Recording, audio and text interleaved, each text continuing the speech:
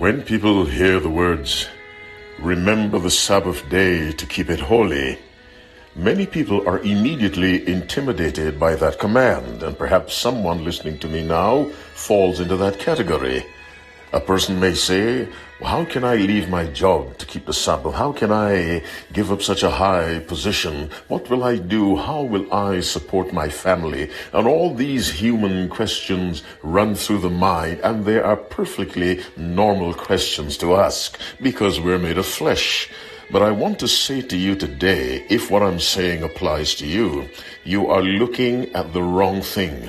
Instead of focusing on remember the Sabbath day to keep it holy, instead of focusing on the commandment, I want you to focus on the commander.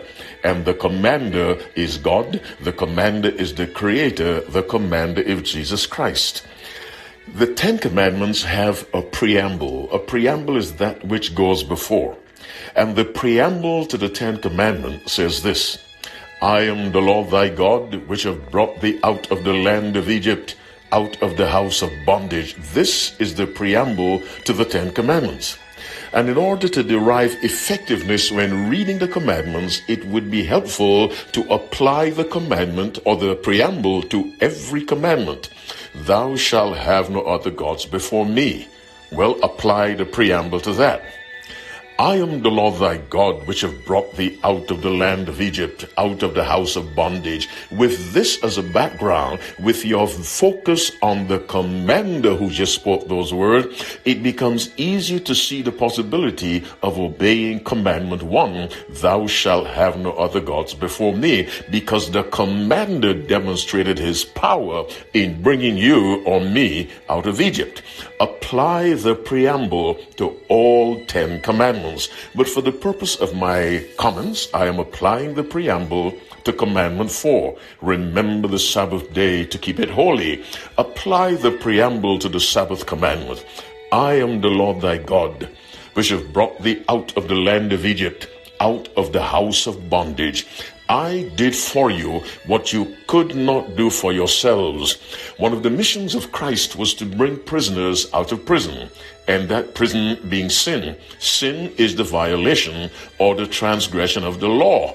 And the God who delivered the Israelites from the bondage, Egyptian bondage, which spiritually represents sin, that same God, that same commander who commands you and me to keep the Sabbath holy, will similarly make it possible for us to obey his commandment.